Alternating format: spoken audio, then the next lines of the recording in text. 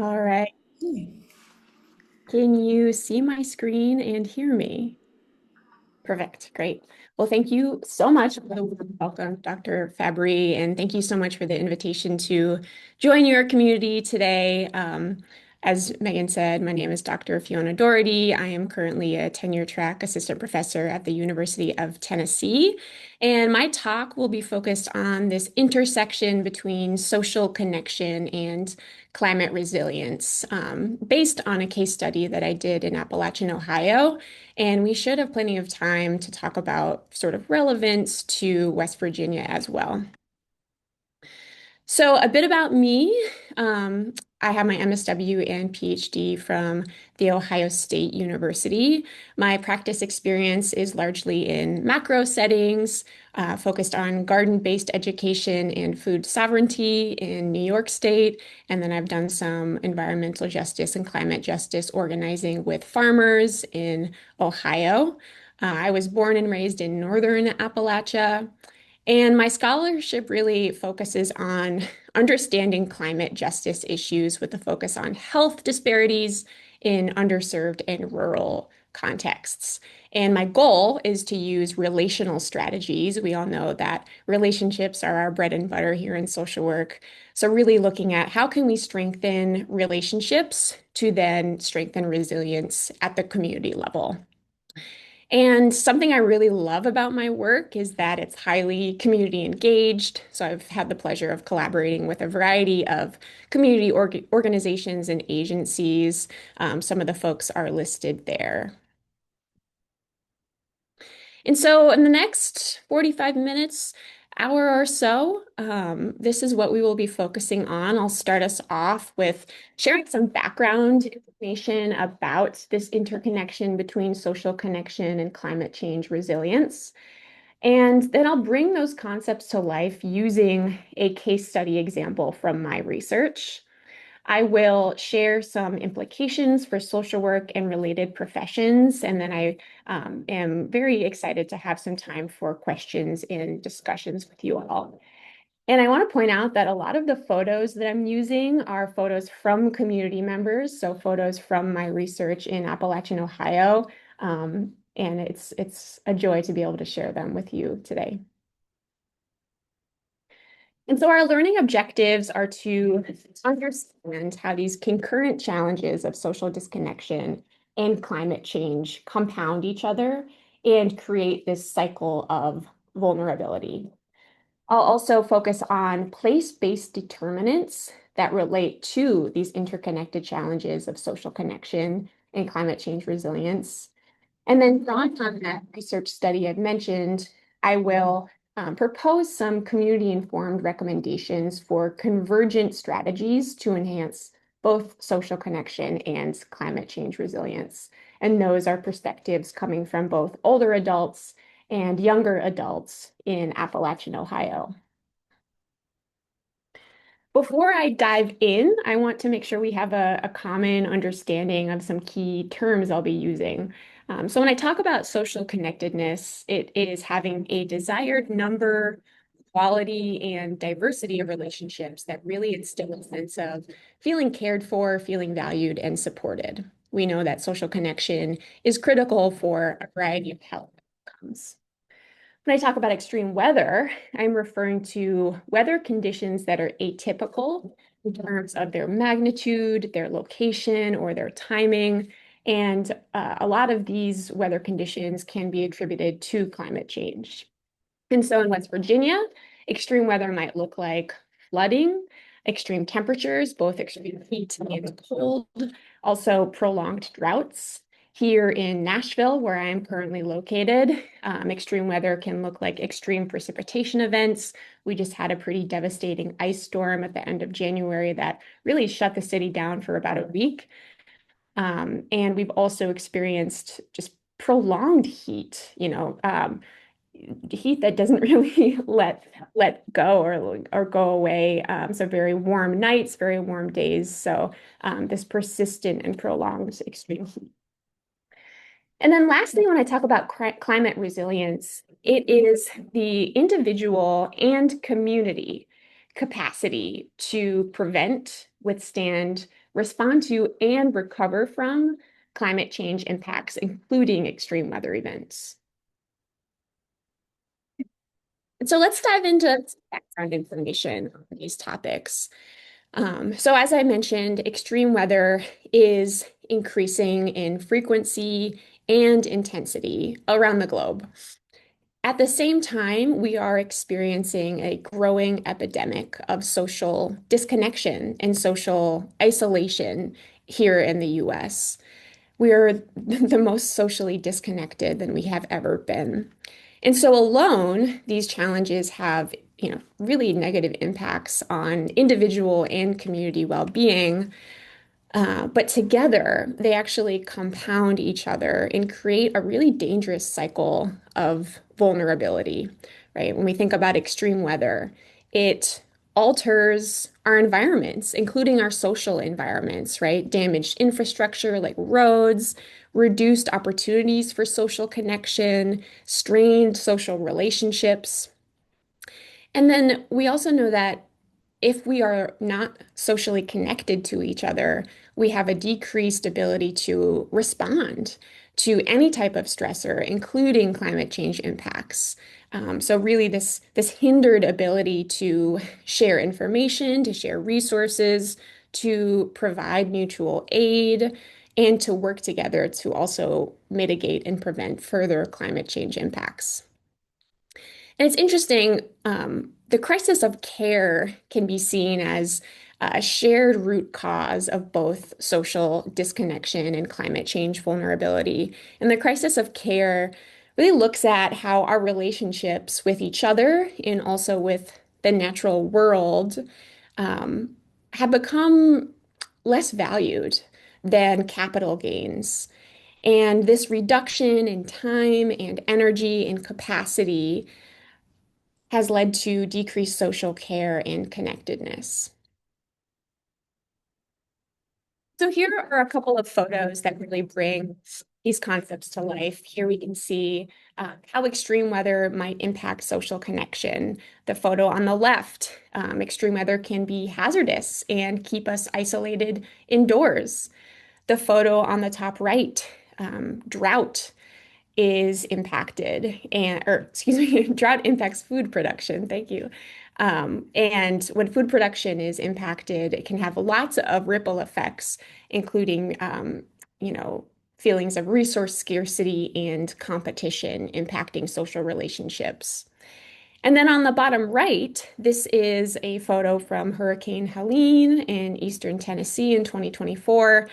We see this road that was just absolutely destroyed, preventing people from traveling, from reaching loved ones, from reaching critical resources, including medical care. And much of that infrastructural damage has taken over a year to repair. And then looking the other way, how does social connection impact our ability to respond effectively to extreme weather? So Eric Klinenberg did this fantastic study of a heat wave in Chicago in 1995, and this heat wave really led to unprecedented mortality rates. It was quite shocking across the city. And Klinenberg found that the highest rates of mortality were among those who were socially isolated and those who were living in community pockets that lacked critical social infrastructure, such as community hubs or other gathering places. And so, this particular heat wave is an example of how social disconnection on the individual and community level impacts resilience to any type of stressor, including a stressor like extreme heat. And so in my case study, I'm focusing on particular vulnerabilities within this greater picture. The first is related to age. There are age-related factors that enhance our ability to effectively cope with, excuse me, extreme weather, and also our ability to have enhanced social connection. And so older adults, factors such as declining health, shrinking social networks, financial constraints, all of those factors and more impact their ability to effectively respond to climate change impacts, but also their ability to have very strong social networks. On the other hand, emerging adults, folks that are aged 18 to 29, there are increasing trends of social disconnection among this age group. And compared to their older counterparts, younger people will face a greater number and scale of climate change impacts. And this has led to really high rates of climate anxiety and distress. So it's really interesting, right? We see these interconnected challenges, these intersecting vulnerabilities across age groups. But there's also a lot of generational ageism and generational divides also at play, related to climate change, related to other issues. And that ageism and division really reduces people's ability to come together and collectively respond to stressors. And so, with the study I'll be sharing, I wanted to engage folks across the lifespan to understand their experiences and find commonality across generations. And then there are also place-based vulnerabilities in relation to social disconnection and extreme weather um, impacts. And the particular place that I'm focused on is Appalachia, specifically rural Appalachia. And everyone on this call is probably no stranger to the mountainous topography, which leads to, higher rates of geographic isolation, limited transportation and technological infrastructure. This region also tends to have a legacy of extractive industries such as coal mining, which really has contributed to longstanding health and educational and economic disparities. And then parts of Appalachia also experience a long history of social exclusion, right? The terms hillbilly or poor white trash, these stereotypes have been perpetuated by the media and have led to really persistent and long-term othering. So the case I'm sharing is looking at these cumulative stressors, right? Social disconnection and extreme weather vulnerability, but also these intersecting vulnerabilities of age and place. And I engaged two age groups using this intergenerational approach, engaging older adults and emerging adults.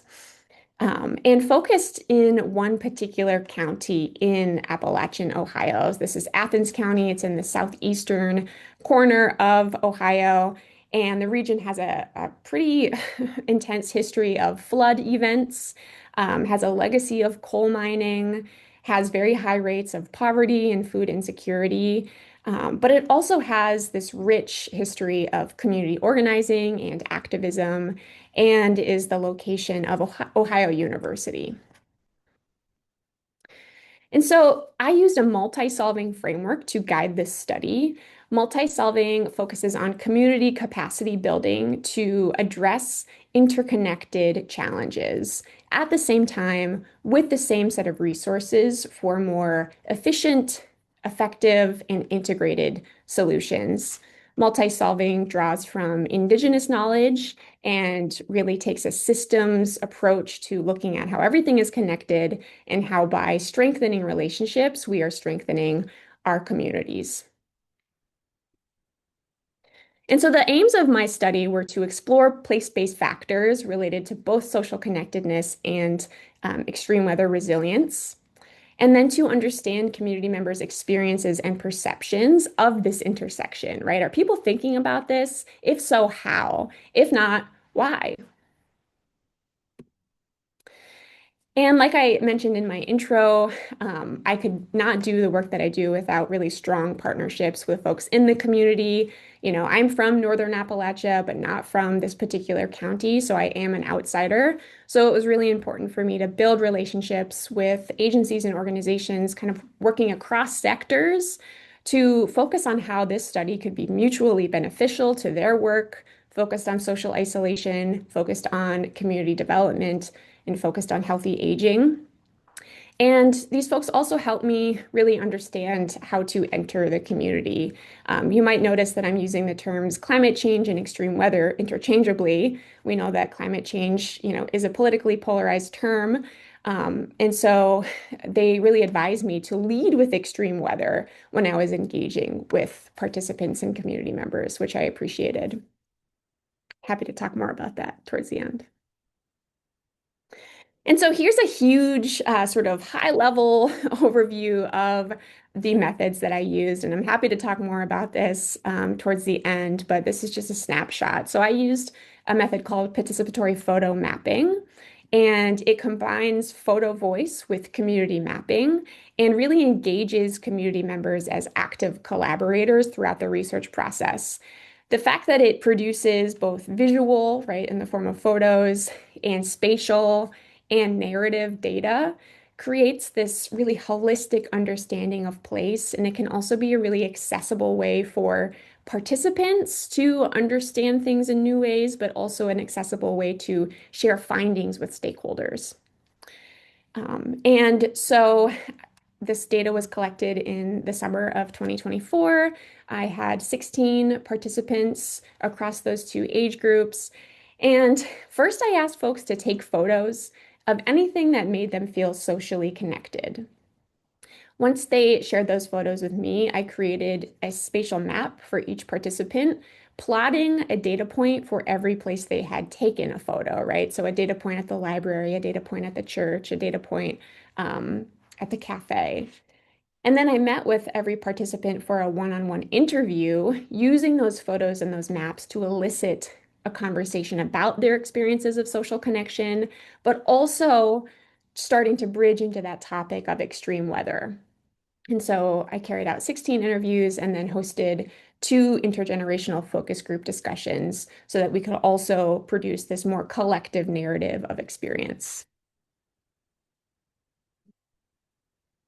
So let's dive into the findings, the good stuff, right? So I want to first linger on what extreme weather events were people experiencing in southeastern Ohio.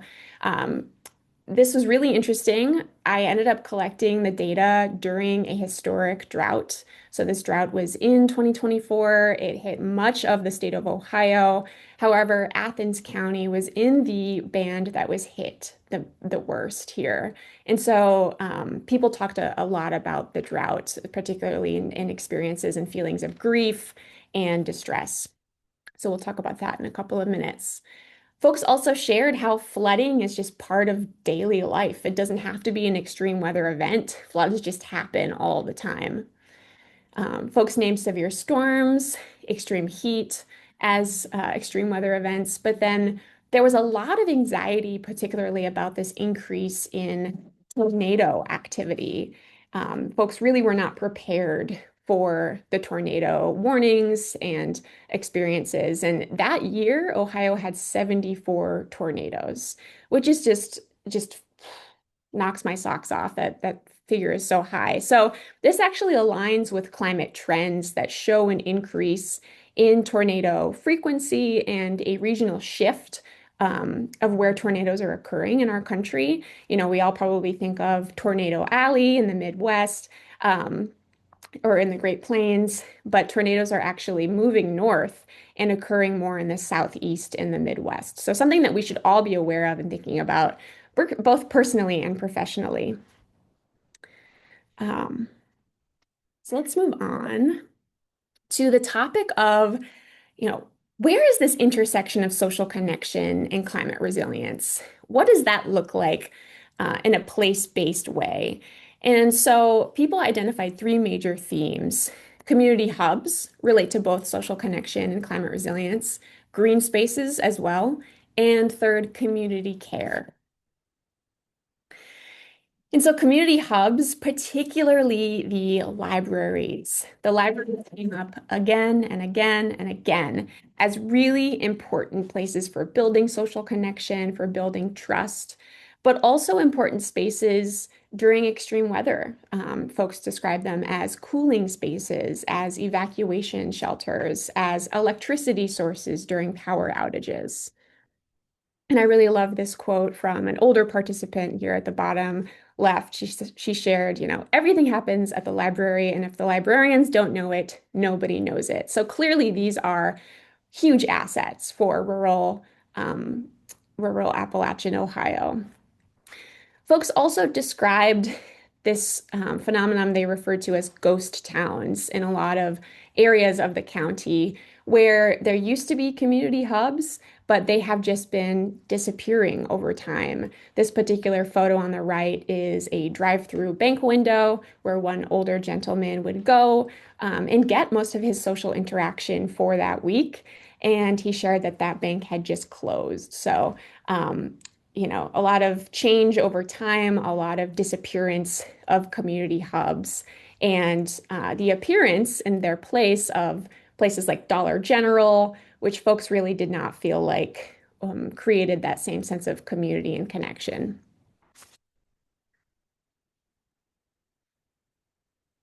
And so in the focus groups, participants really started to make this connection of when you lose community hubs, you're losing social connection, yes, but you're also losing your ability to effectively respond to stressors, including extreme weather. So one participant shared, the deterioration of tiny little towns around Ohio are going to be devastated by severe weather in reality. So folks really starting to connect those dots.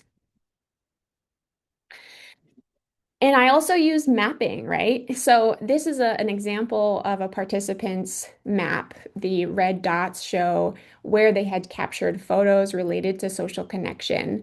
And then we talked about the maps, right? And people really started to see this pattern of the city of Athens is the hub of the county. And that's where most community hubs, resources, assets for social connectedness, that's where most of them are located.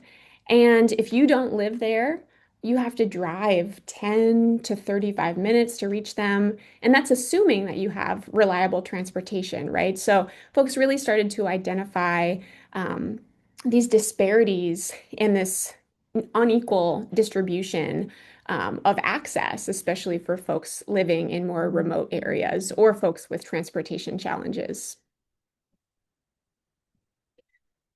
So the third theme of a place-based asset for both social connection and climate change resilience is green spaces.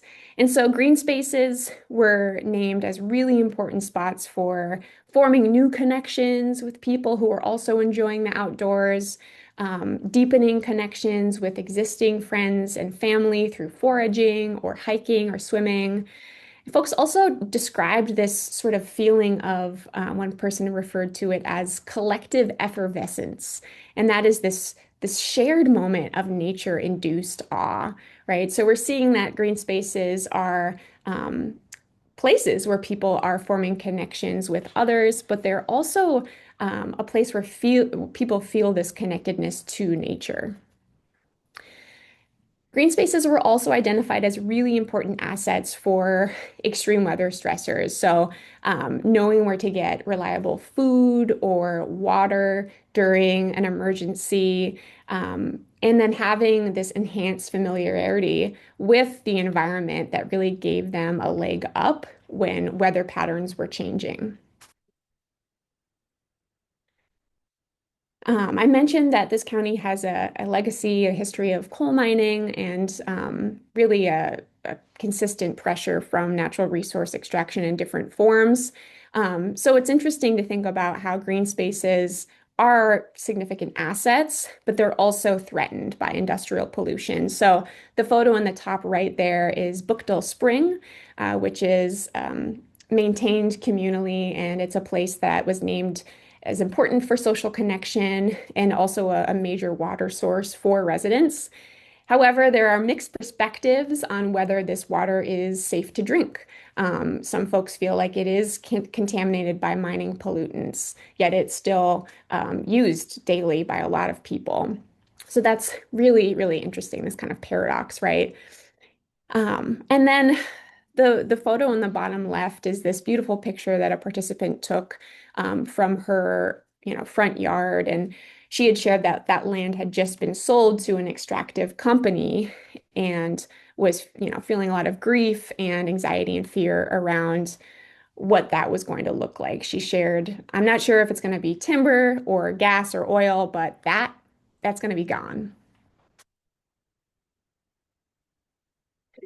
And so let's move on to the third and final theme of place-based assets related to social connection and climate change resilience, and that is community care. Folks talked so much about this local culture of community care. We have a picture of the food library on the right. People also talked about produce swaps at the library, and the collective maintenance of green spaces and water sources. And this was, particularly important knowing that food insecurity and poverty rates are so high throughout this county. And so I love this quote on the left. One of the younger participants shared, I took this picture because I thought it was a good representation of how Athens, even though it's the poorest county in Ohio, we still have community and we still look out for the community. And so folks described how these sort of mutual aid or community care efforts were important to meet day-to-day needs, but would also be really valuable during emergencies like extreme weather. Interestingly, community care also included animals. Almost every participant took a photo of an animal or talked about animals in their experiences of social connection. So some folks talked about, meeting new people when they were doing animal welfare or rescue efforts, but also, animals were described as being part of the family, being part of the community, and, feeling this deep sense of connection. And the picture on the left there, that nice little kitty cat, was described as, being a really important buddy during extreme heat. And this participant in particular had just been hunkering down during an extreme heat event and was isolated, but she had her cat to keep her company. So I also want to note, despite the importance of companion animals in a variety of factors and forms, few participants shared having preparedness plans that included their companion animals. And we've seen this in other extreme weather events like Katrina, extreme weather events internationally, that people may refuse to evacuate or may return to really hazardous conditions to try to rescue or save their animals. And I'm an animal lover, so I can relate to that big time. So I think that, as social workers, just as neighbors and community members, we need to be thinking about having these conversations and increasing awareness around preparedness plans and whether those plans include our companion animal family members or not. So let's move on to just a quick snapshot of how extreme weather impacts social connectedness in this particular region of Appalachia. So people described barriers to social connectivity, right? Not being able to get home or get out because of blocked roads, not being able to communicate due to power outages, cellular outages, and internet outages. And as a lot of you probably know, if you live in a rural area, once you lose your power, you lose your internet and probably your cell service too. So it can be really, really isolating and really prevent you from reaching family, friends, contacting them, or getting really critical and timely information. Folks also described this choice of opting out of social connection, which I thought was really interesting. For example, hunkering down for safety during ice storms. This fear of falling is very real. During extreme heat, this fear of dehydration or heat stroke. And then a handful of folks that described having the outdoors as a major source of social connection had stopped going outside as much recently due to tick-related fears. So they were seeing this influx of tick-borne illnesses due to warming temperatures, and they really wanted nothing to do with that. So they were staying indoors.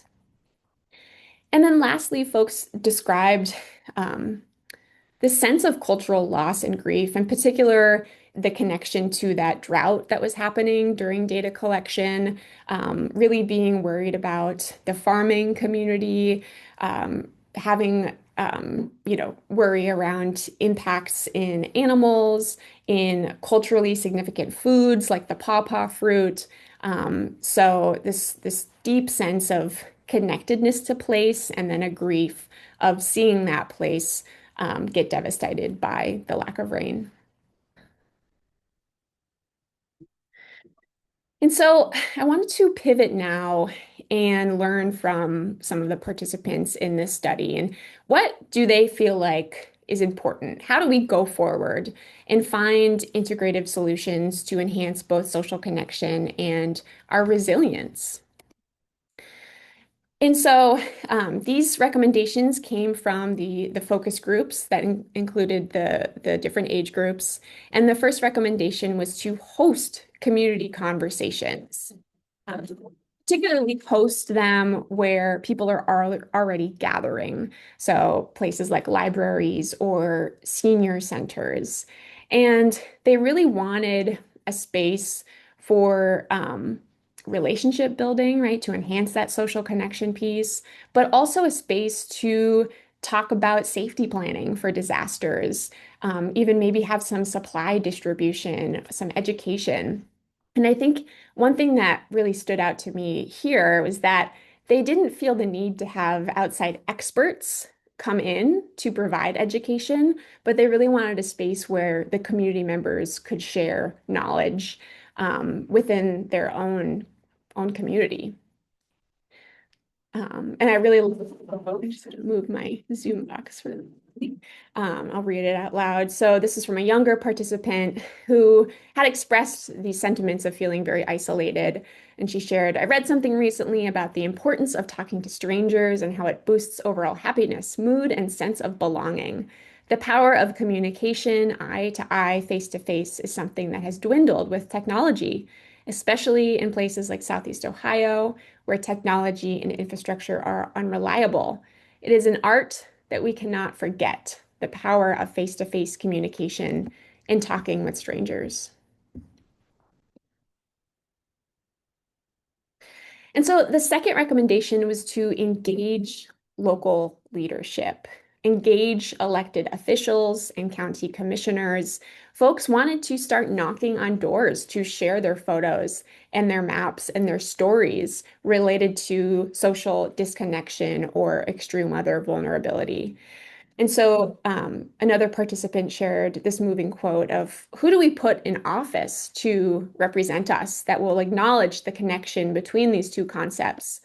Because if we put people in office that continue to threaten our climate and the world that we live in, we're all at risk. It doesn't matter if you have privilege or not, we're all at risk. It affects people with a lack of privilege way more. And then the third and final recommendation was to continue this intergenerational collaboration. Folks from both age groups expressed sentiments of really enjoying learning from the other age group, being able to understand their experiences, get tips from related to disaster preparedness. And so, I love this final quote I'll share. This is from an older adult, and she shared, I think that the intergenerational approach is so important. I have a history, a lot of us do. We have stories to tell. I know I have a tremendous amount to learn from the emerging adults because I am blinded by history sometimes. So, with the last 10 minutes or so before we move into time for questions and discussion, I want to share some practical implications from this topic, this study, and the overall literature. So I think first and foremost, it starts with us thinking at the individual level. I really invite you to reflect on the following questions, both thinking about your home context, but also your workplace context. Asking yourself questions like, are you aware of the most common extreme weather events, and how climate change may change them? Right? We saw this increase of tornadoes in southeastern Ohio. What might that look like in West Virginia? Where do you get your weather information? What about when the power goes out? I think we all are so reliant on our phones and electricity. What happens when we don't have access to power? How do we get critical information? Third, do you have a preparedness plan, right? What does that look like for your workplace? What does that look like for your family? And then finally, thinking about the social connection piece, do you check on your neighbors? Here in Nashville, I mentioned the ice storm that hit a couple weeks back, and we lost power. It was bitter cold, and it really came down to neighbor mutual aid and support to get through that really hard time. So, do you check on your neighbors? Do you know your neighbors? What steps might you take to start to build those relationships? And then transitioning to the micro level social work context, I'll circle back to this importance of language and really meeting people where they are. So being cognizant of the language that they prefer using, whether it's climate change or extreme weather, but really meeting people in an accessible and inclusive way so that you can, reach mutual goals by using similar language.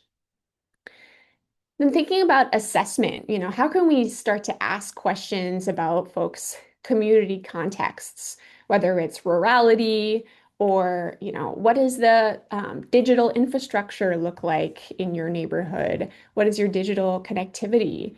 Do you have access to transportation? Do you live in a place with a legacy or a history of industrial pollution? So really starting to think about these more environmental questions that we can ask to understand someone's more holistic experience. And then when we are in the intervention stage, facilitate weather planning. Do you have a plan? How do you plan to communicate or get information with and without power? Do you have a preparedness plan that includes companion animals if those are important to you?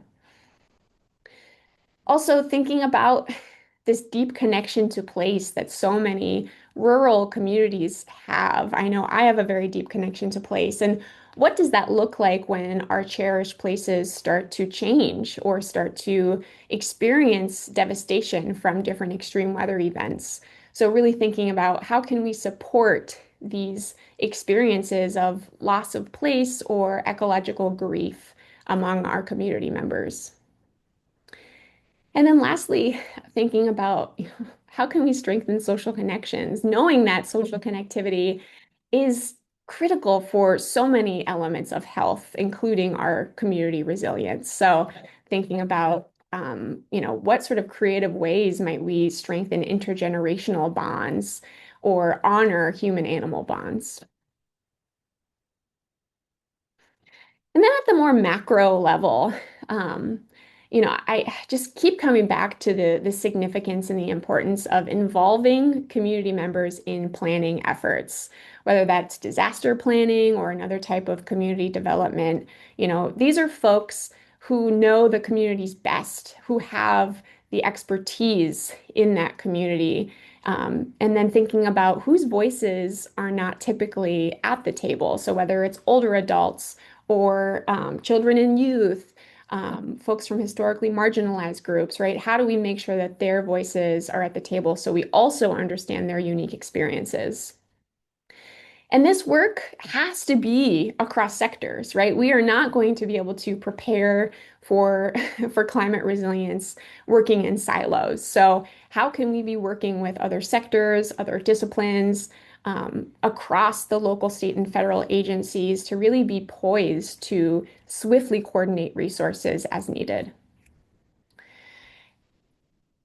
As far as intervention at the macro level, I think this idea of social infrastructure is so very important, right? Knowing that social infrastructure in Athens County was not equally distributed, there were a lot of ghost towns, right? People felt isolated, people felt disconnected. And so, how can we thoughtfully plan or develop multi-purpose spaces that are inclusive and that can, foster social connectedness, intergenerational contact, but also extreme weather planning? And then lastly, advocacy, right? That's a huge part of our work as social workers. So, advocating for public investments to safeguard current social infrastructure like libraries. We saw their importance. They are pretty much the community centers in rural areas. So, really fighting to protect the funding for libraries, but also advocating for other things that are really important, like digital equity. And so I'll wrap this up by really emphasizing a couple of things. First, we are all impacted by climate change, but we really need to be thinking about how any type of stressor, any type of emergency or disaster really hits vulnerable populations the hardest. So, in all of these efforts, we must be thinking about the needs and the unique experiences of vulnerable populations. And then we also know that weather, whether it's extreme or just day-to-day weather, like the flooding that was described as being day-to-day, pretty normal and it worsens existing vulnerabilities. So we cannot wait for reactive measures, right? What can we be doing in a proactive manner to really get ahead of challenges before they become disasters? All right. Well, so for the next 15 minutes or the remaining amount of time, I want to open it up for questions. Do you have questions for me? But I also have questions for you all if you want to have a lively discussion on the chat or if you feel comfortable unmuting yourself. I really am curious, what findings felt the most relevant to the communities that you work with? What's your take on this multi-solving framework of really trying to jointly combat social and environmental challenges? I'm also curious to hear, are people talking about climate change or extreme weather where you work? And also, are you interested in hosting a similar project in your community? The study that I shared is a pilot project that I'm really eager to scale up. And so curious to hear if folks are interested in that kind of work.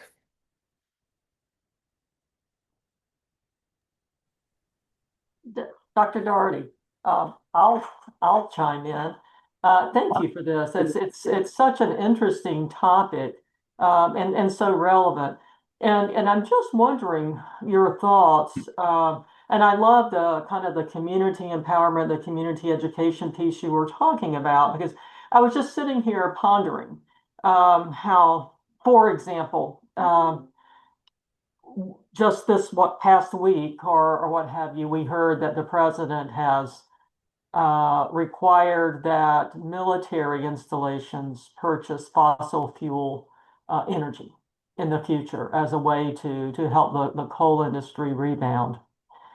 And so then we have communities like in rural Appalachia that continue to be impacted while large industry continues to make money on the backs of the workers who are doing the hard work in these extractive industries. I'm just wondering, your thoughts are what you've discovered so far about somehow crossing that bridge as well of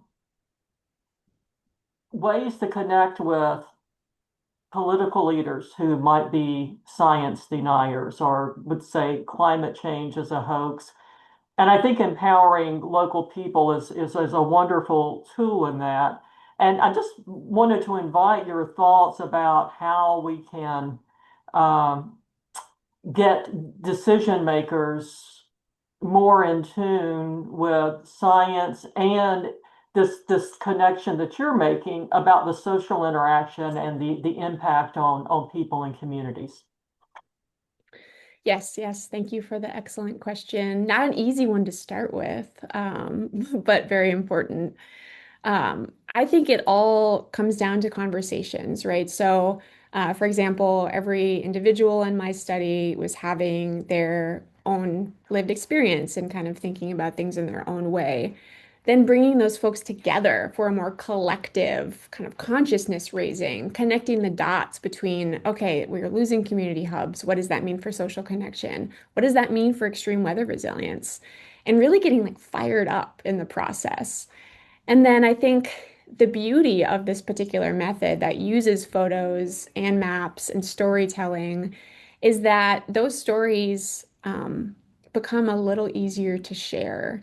And so I think that power of the photograph, the power of someone's story that's paired with that photograph, the power of a map to really understand how extreme weather is manifesting, what does that mean at a community preparedness level. Um, I think it all just comes down to conversation. So then meeting our representatives and sharing those photos and those stories and making sure that community members are a big part of that as well. So it's, nothing fancy, but I think it all comes down to those conversations and sharing the lived experience and in the process really inviting people to start to connect those dots for themselves.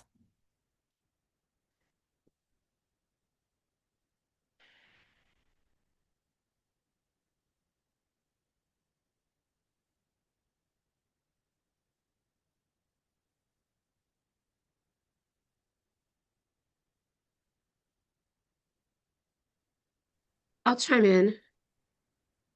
Thank you. I this is relevant to me because I and one of my colleagues at my practice are trained ecotherapists.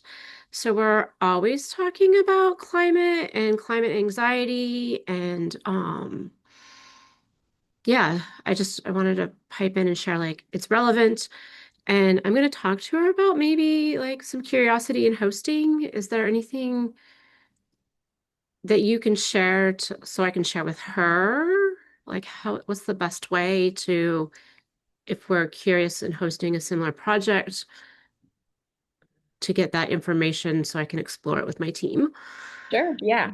My email is on the slide deck and happy to correspond via email to talk more. If that is something that you're interested in working with me to do another kind of participatory photo mapping approach. Also happy to connect you to my larger network of folks that are thinking and working in this space. But yeah, just really, really glad to hear that you are focused on ecotherapy and nature-based approaches, and it's exciting to hear that folks are also fired up about this. Thank you. May I ask a question, Fiona? Thank you so much, Jeff DeBelco, Ohio University.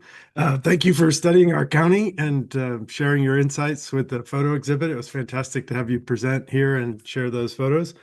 I wonder if you could reflect on uh, ways to integrate the insights that you have presented in some of the structures we use to make communities more livable for older adults. So particularly thinking the age-friendly communities approach, you there at Ohio State, it's the Age-Friendly Innovation Center is really kind of a hotbed of leadership and thought, knowledge generation. And so can you perhaps reflect on how you see the insights of your research connecting to those processes so that we might spread them, scale them up, and integrate them into these kind of frameworks that we use to focus on livability for older adults. Hmm. Yeah, thanks, Jeff. It's good to see you. Thanks for joining us today. Um, Yeah, I think that this type of project cannot be a one and done sort of deal, right? So, looking at what participatory adaptation planning can look like with aging communities. And I think that intergenerational approach really needs to be in there too, because there's can be so much that's learned across the lifespan as far as experiences and strengths that are brought to that table. So I think, knowing that climate change impacts are place-based, our community contexts are very place-based, right? What resources you have at your availability, what gaps there are in service delivery. So thinking on a more local scale of what could this type of project look like if it was replicated across Ohio, across Tennessee, and then inviting folks to a meeting to really, engage older adults, but also service providers and representatives to have those hard conversations around this is what's happening here. These are the gaps that we've found. Here are the strengths that we have. How can we leverage those strengths to really enhance age-friendly communities broadly, but also our ability to respond swiftly to climate change impacts? So, yeah, I think, Jeff, my, yeah, long story short, replicating something like this in different communities and kind of going from there. And once we are able to look at, across Ohio, across Tennessee, are there any patterns that we're seeing around gaps and assets?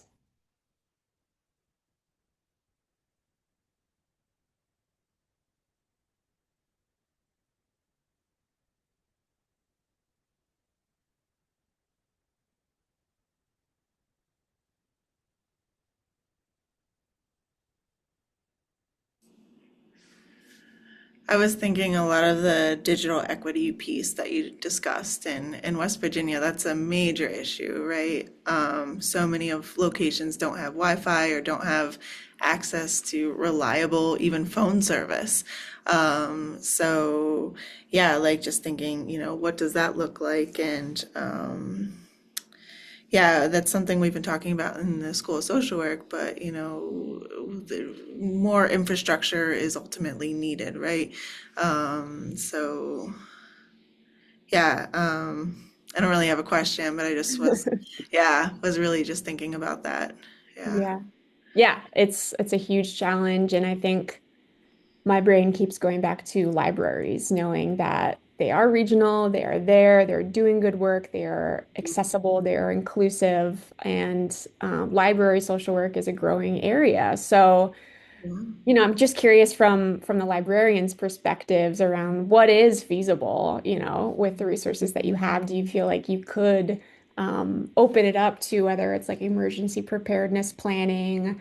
Um, so that's I think one of the biggest questions that's come from this work is where can we find those community hubs and support those community hubs so that they're not doing this work alone.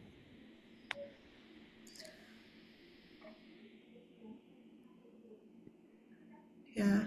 I'm reading Chalice's note that, the infrastructure is just not there. Hmm. Yeah.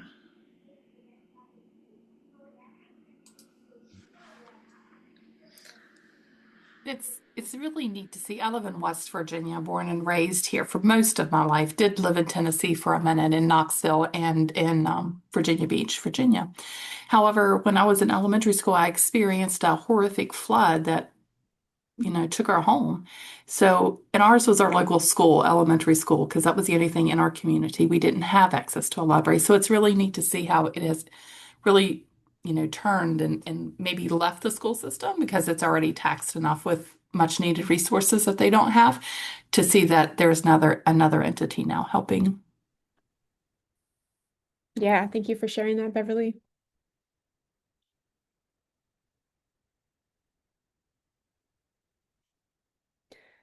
Well, I just want to emphasize, I know it can be scary to unmute and chat, but if you have lingering questions, comments, please don't hesitate to email me. As you could tell, I get really excited about this topic and I'm happy to continue the conversation.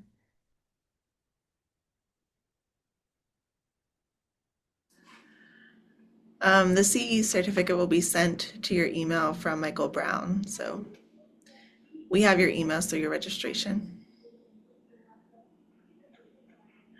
Okay, as we're finishing up, yeah, the evaluation survey, I put it in the chat, but it'll also be emailed to you. And yeah, this is great, Fiona. One last thought I was just thinking about was like the care plan for pets. And I was just thinking, I grew up on a farm in Appalachia and I grew up with horses. My parents still have like goats and alpacas. It's more than just a dog or a cat, right? So Mhm. thinking about a care plan for, larger animals too. And that would be not possible for a lot of our farmers and a lot of our folks living in Appalachia where you know, big, like cattle or big animals. Like, yeah, yeah. That was another thought I had. Definitely, yeah. One of my most distinct memories of growing up, we had a flood in upstate New York that wiped out a lot of our cattle in the community. And it was just really horrific and devastating. And so that was one of the first moments of having this kind of curiosity in this topic. And I think there's a lot of work that we could be doing with extension, knowing that they are based in every county, they're working with farmers to develop more proactive preparedness planning for both companion animals but also our farm animals. Yeah, working with extensions, that's a really good idea. Hmm. Awesome. Any other last questions or comments?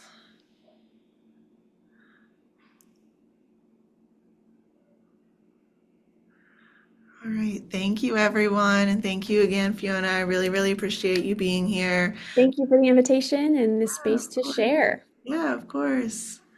All right. Bye, everyone. Thanks, Megan. Bye. Bye.